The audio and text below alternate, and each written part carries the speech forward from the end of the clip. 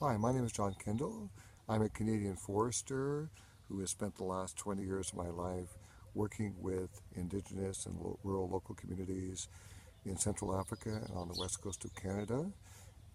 helping these communities to have more access to resources and to use natural resources in their traditional territories to assist with their development, and in many cases, especially in Central Africa and the Democratic Republic of Congo, Rwanda, and Burundi, where I did most of my work, the communities are suffering from a long period of debilitating poverty and associated forms of violence that comes with this cycle of poverty. So I would like to share with you today some of my perspectives on the importance of community transformation in various development processes, and the ones that I'd like to address stem from my experience, which has been working in the field of climate change mitigation and adaptation. And my most of my work has been recently has been involved in setting up reduced emissions from deforestation and degradation projects in the Democratic Republic of Congo and Burundi. And this climate change mitigation adaptation mechanism tool is probably one of the most important tools that we have to achieve Sustainable Development Goal 15, which is focused on promoting the sustainable development of terrestrial ecosystems and forest. So that this short presentation I would like to share with you today will look at the importance, fundamental importance of the level of community transformation that's required to achieve this type of SDG 15 objective. And I'd like to compare it with as a Baha'i, I'd like to compare it with my experiences and observations of work that the Congolese Democratic Republic of Congo Baha'i community, their experiences in working with their communities to achieve similar goals and objectives. I worked for approximately 3 years developing the Mai Ndombe REDD project on the western shores of Lake Mai Ndombe in the Democratic Republic of Congo, which is right in the heart of the Congo Basin, about 350, 400 kilometers northeast of Kinshasa, up the river. I work with my dear Congolese brother, Dr. Jean Kendall on this project. It was a 300,000 hectare community-based forest conservation concession that we helped set up to replace a logging concession that had not been working out for the local communities. Jean Hebert's grandfather was chief in that community for many years.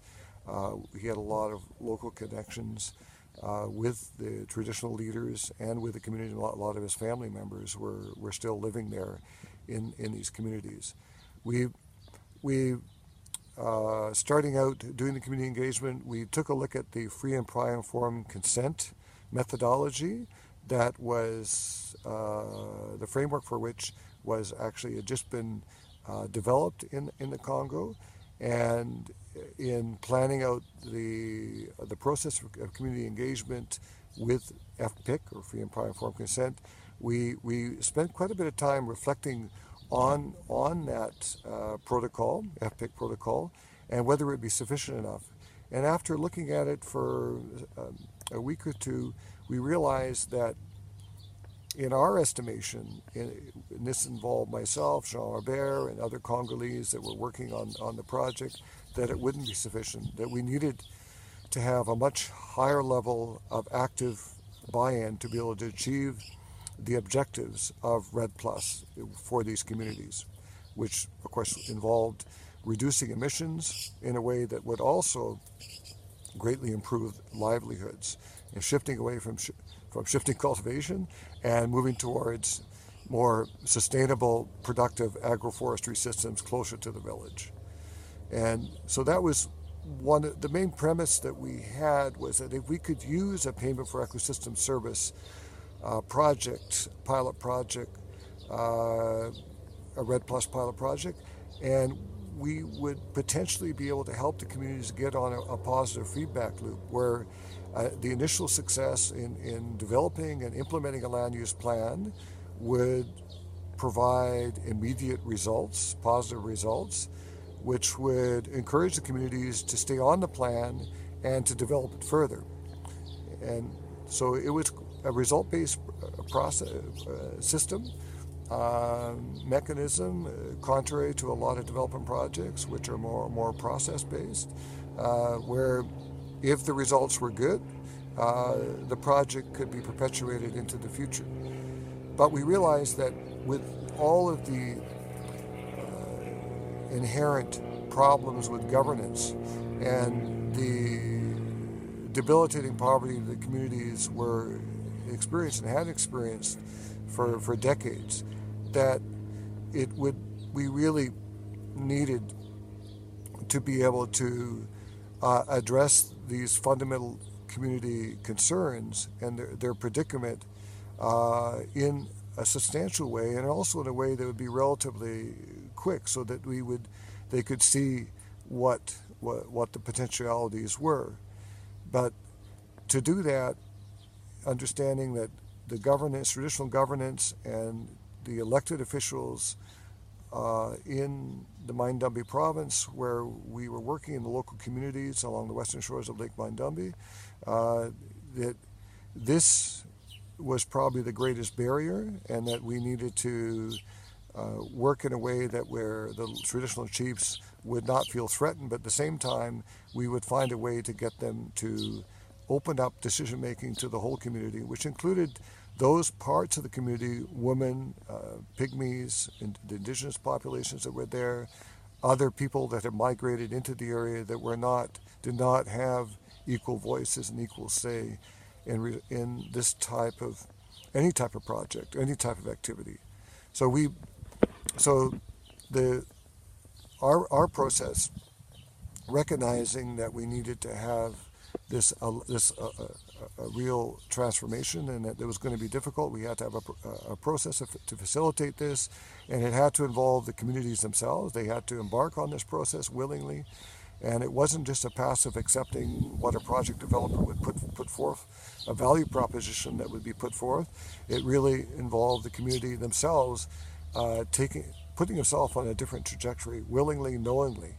and actively involved in this. And this, of course, this meant moving from despair and fatality to an awareness of their innate ability to be actively involved in taking charge of their individual and collective destiny. So this process went on for a year and a half to 2 years. It actually was very successful in 10 of the 55 communities we were operating in being able to develop a land use plan that was inclusive, and to be able to therefore have a framework where the communities would be able to share in the results. And also, there were a lot of external forces that didn't want this project to happen, and the communities need to be strong, have a strong resolve to be able to convince those external actors that this was their community and that they had made a decision and they wanted to go ahead with this.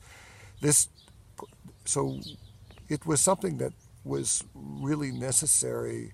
to achieve, and over the last 9 or 10 years, there's been a great increase in social infrastructure and benefits from this change of trajectory that they willingly embarked on. However, unless there is a fundamental change of heart and understanding and consciousness that yes, we are powerful and we can change our own destiny, we have seen that when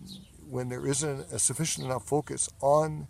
working at this level of transformation, solving the fundamental problems of governance, the lack of inclusiveness, the lack of social justice, that it's not possible to achieve these results. While there as a Baha'i, I was able to meet other Baha'is and visit their communities in eastern Congo and various parts of the Congo, and I was able to observe how these communities, which had already accepted the fundamental principles of the Baha'i faith about the oneness of mankind, the fundamental equality that underpins that, and their sense of their willingness to serve their communities, I was able to see what these Baha'i communities, which is just a subset of larger communities, were able to accomplish. And it confirmed the premise that for any lasting change to occur in any form of rural development, whether it be climate change mitigation, adaptation, or other similar projects that are related to achieving Sustainable Development Goal 15 or other similar SDG goals, that we really need to have this level, this change of consciousness, and we need to have a critical mass of the community realizing this and working with their community members, their family members, to be able to encourage them to see the world the way they do, and that they're not totally reliant upon outside assistance, that they do have this capacity to rise up and to embark on agricultural development pathways, renewable energy pathways that